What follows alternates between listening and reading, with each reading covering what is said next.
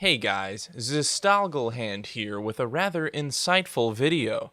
It's no mystery or secret that Berserk is full of secrets and mysteries that us Guts and Griffith fans want discovered. And what better way to uncover such things than to pull the curtain back yourself? Well, myself. I have compiled 6 mysteries and hidden facts that you, as a Berserk reader, are almost guaranteed not to know about. I put a lot of effort into this list, and I'm excited to show off what I've found. So let's just dive on in. Skull Knight's backstory. We all know Skull Knight is one mysterious skeletal warrior, perhaps the most mysterious. So what about him do we even know? He used to be not a skeleton, at least not entirely. Perhaps a human with skin was at one point layered over this skeleton we know today. And we know he's known Zod, the Immortal, for quite some time as well.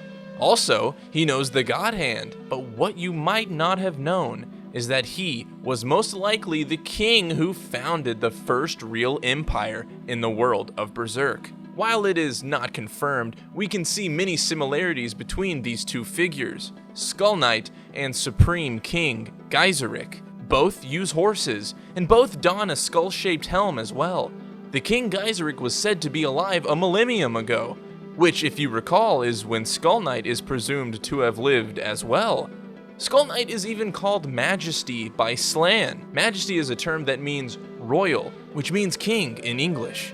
That's probably a coincidence, but it doesn't hurt this theory at all. Serpico and Farnese. These two are very close, and for the longest time I never knew the true extent of their relationship. Are they friends? Just close comrades? Lovers? Upon a 5th reread, I've at long last learned the relationship between these two. Well, if you read these panels closely enough, you'll figure it out for yourself. Look here, it's shown that Serpico is half of Farnese's brother. Not sure where the other half is, but hey, at least that's 50% of their relationship that's finally uncovered. The Dragon Slayer. A giant sword that Guts uses to strike down his human/demon foe. But why does it have a name such as Dragon Slayer? Using context clues and also a direct quote from Grodo, it is called this because it is large enough to cleave a dragon in twain. Pretty cool, even if dragons don't really exist. Skull Knight's body. Another Skull Knight thing. You might think Skull Knight is just a skeleton with bones, but actually his entire self is pieces of armor. I discovered this because I saw an action figure of Skull Knight and it's entirely metal colored. Bones aren't colored in that way. They're usually a lot whiter. So, there you go. Whether or not this armor covers a physical body is still currently unknown. The mysterious figure in the Battle of Doldrey. During the heat of battle, Guts faces down Boscone, unarmed and assumedly at death's door. At the last possible moment, a horsed figure uses his or her massive arm to throw their sword all the way to Guts' feet. This led Guts to an unexpected victory. But just who was this figure? We know Skull Knight and Geyserik uses horses, but my intuition pointed me away from either of them almost immediately. Pouring back through the pages of Berserk, I have cross-referenced every character's arm and have come to the conclusion that Nosferatu Zod of all people must have been the one to help Guts in this scary situation, which almost doesn't make sense to me given that Zod and Guts are enemies, but it's an interesting discovery all the same.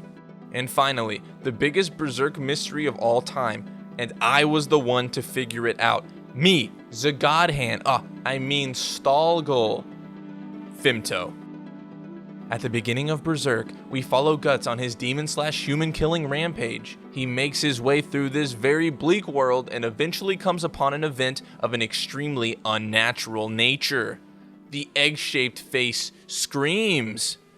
5 figures appear before him. A brain, a tentacle, a squid, a baby. And the 5th of them is this bird-like figure, labeled as the one and only Fimto. Ever since this appearance, I had wondered for years who this figure truly was. The moment ended, and Fimto disappeared. I was beyond perplexed. Years went by. I read Berserk over and over. And one day, I'd finally discovered something. Not in this moment, but a different one. When Guts and Griffith battle one another with water in the Golden Age, a very intriguing item is shown. An egg-shaped figure. with a face on it. This led me to a realization.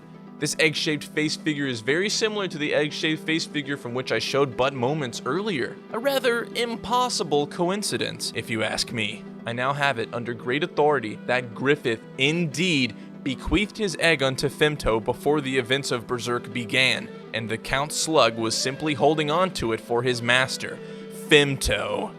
Griffith must have some real effed up idea of friendship if he gave his egg to Guts' apparent sworn enemy.